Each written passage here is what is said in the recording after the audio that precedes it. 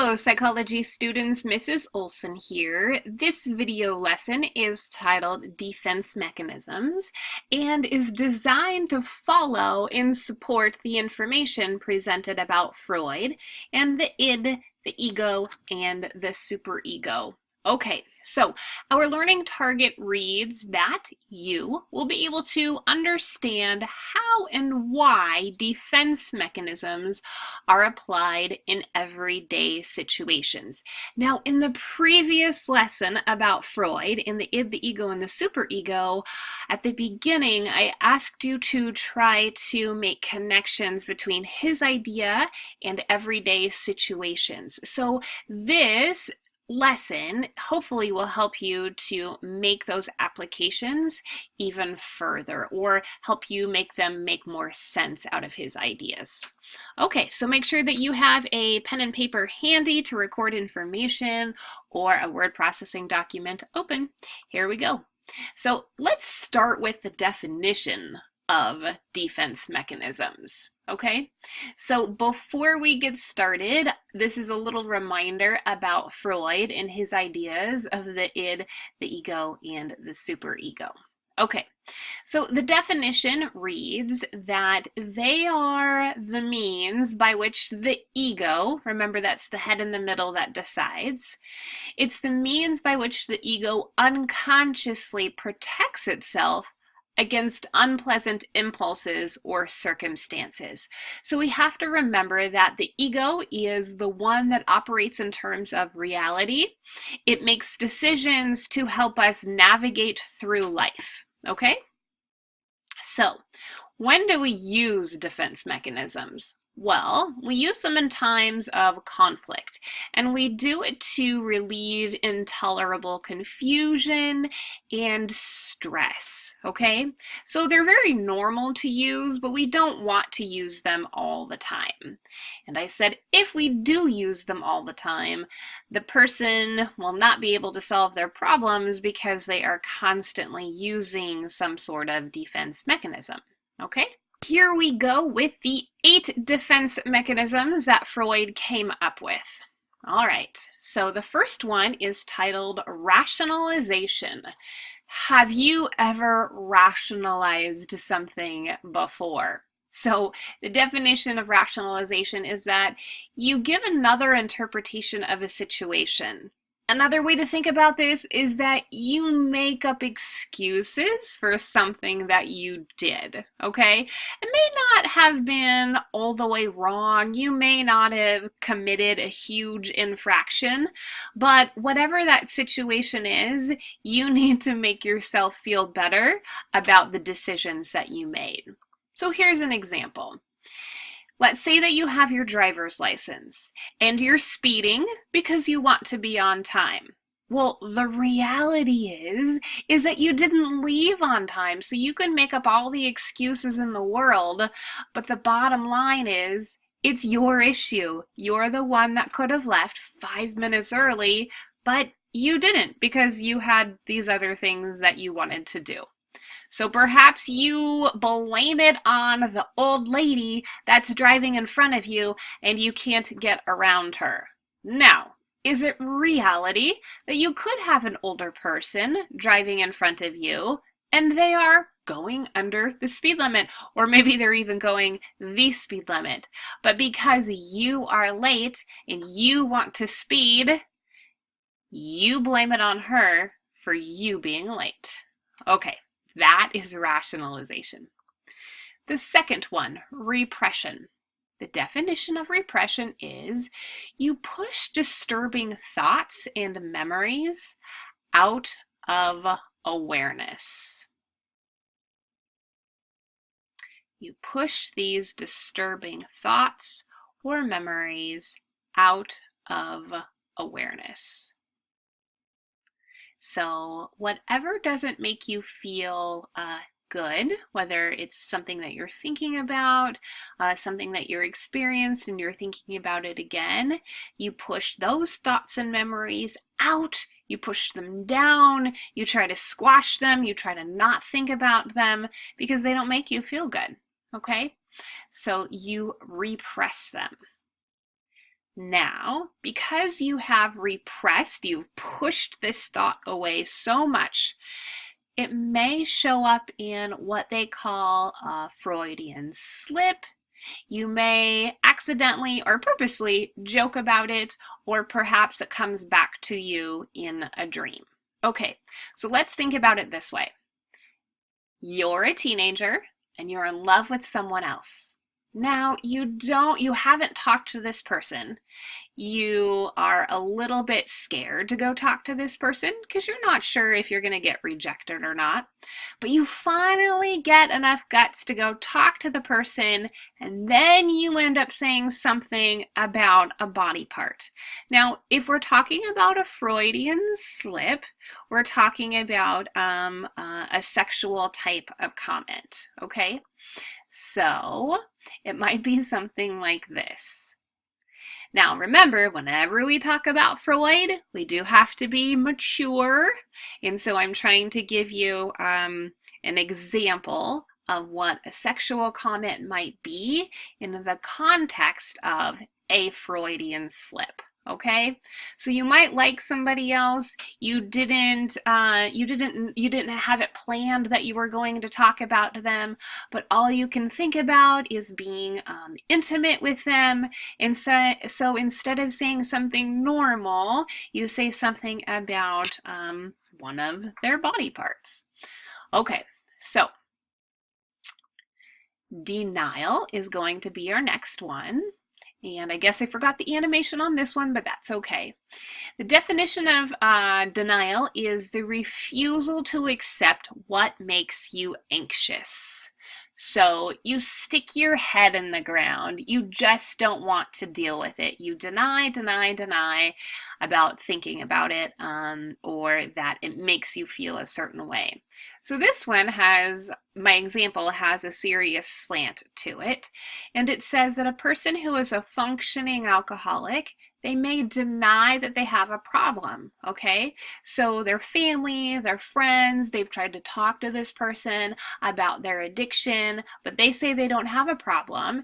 And they will often say, hey, look, I go to my job, I go every single day, 9 to 5, I perform, at top speed, I do what I'm supposed to, I don't have a problem. Well, just because they're able to hold down a job and earn a paycheck doesn't mean that they don't have an addiction problem. That is them sticking their heads in the sands, if you will, and they're not dealing with their addiction or their problem. Okay. So this is kind of a funny sort of take on denial. It says that Bill's denial of the end of summer was getting serious. So here we have this guy that refuses to acknowledge that it is cold and freezing and snowy outside because he is denying that winter has come along. Or, here's another funny take, denial is the first stage of, no it isn't. Okay. So projection is our next one. Definition. It's a way to avoid feelings or impulses by saying that they're coming from someone else. So you have these feelings, you want to do this one thing, but instead of actually dealing with this feeling head on, you say that they're coming from someone else. Example. The cheater is the classic example of someone projecting. So, the cheater. The cheater in the relationship accuses you of spending time or paying attention to or even cheating with someone else. They're the ones that are actually committing the wrong. They feel badly about it, but instead of admitting what they have done or are doing, they say that their significant other is the one that is actually committing the infraction. Okay, so think about situations perhaps that you have been in where somebody has accused you of doing this thing, but in actuality, they're the ones that have done this thing or are even thinking about it. Okay? It says if your boyfriend constantly accuses you of cheating, he is definitely the one cheating. And for our next one, whoops. Okay, so this graphic is meant to support the ideas that we've learned about in projection. When you project your impulses, behavior, or thoughts onto someone else, perhaps if it's about choosing a team. No one wants me on their team, but in reality, he's not confident about his own abilities. Okay, getting towards the end, this is reaction formation. The definition of reaction formation says that we replace an unacceptable feeling or urge with an opposite one. So for example, we put up a front when we're not confident or we are scared. So on the outside, we have this facial expression, our body language says that we're okay with the situation, but inside we are not. So we might be feeling like this on the inside, but this is what we want people to see. So, have you ever been in a situation where you had to do public speaking? You had to give a speech. Well, this is how you might feel on the inside, but on the outside, because you have to get through this, you have to do this one thing, give a speech, this is the way that you look. So you put up this front for how you're really feeling. Okay? All right, regression. Regression is acting with a less mature pattern of behavior. So you don't act your age. Let's take an example of a 10-year-old. They're not getting what they want, so they resort to throwing a temper tantrum like a toddler. Maybe they get down on the ground and they start crying uncontrollably just because somebody has told them no. Okay, that's regression. You do not act your age. All right. Now regression, it says slipping into an earlier stage of development when faced with stress. Here's the example. Due to the pressure of college, Tom starts sucking his thumb. Not a good thing, right? But this is one of the examples of a defense mechanism used in a real life situation. Okay? Or have you ever done this one? You are your age, you're a teenager, and you really want something, so you resort to acting like your cute 6-year-old self. Daddy, please, I only need your credit card to buy everything I see and like. Okay, so you don't act your age because there's something that you want. All right, displacement. Definition of displacement, we take out our anger or frustration out on someone that is not powerful, they're not involved in the situation. This example, we might have an older sibling, they're mad at their mom, but they can't strike out against their mom, so they decide that they're going to punch their younger brother or sister. Now, not really okay, but in a lot of ways it's considered normal sibling behavior, so that's what they decide to do. Or have you ever been mad at somebody at your job, your family, at school, and you go home and your dog wants just to be loved and petted, and you shout at your dog, you tell your dog, go away, I don't want to have anything to do with you, just because of the way that you're feeling on the inside? The dog didn't have anything to do with the way that you're feeling, but you take it out on the dog nonetheless. Okay, so here's another example of displacement. The boss shouts at Jane. When Jane gets home, she's angry at her husband. Now, her husband didn't have anything to do with how she's feeling. That feeling is coming from work. Okay? Or the mom had a bad day at work and she's taking it out on her daughter. Okay, and we are coming to the last one, which is sublimation. And sublimation is, the definition is redirecting a forbidden desire into a socially acceptable behavior.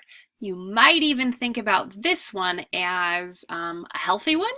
Here's the example. You might channel aggressive feelings into physical activity, okay? So you're not having a great day, and instead of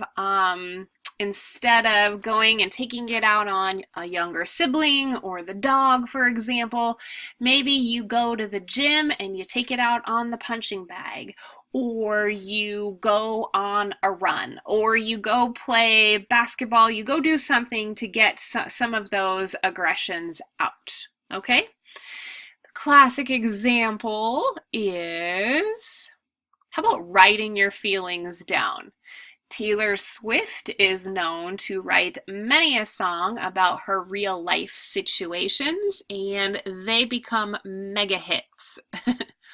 Or how many of you guys take color, ink to paper, and you kind of draw, sketch, paint what it is that you're feeling and create a picture out of it?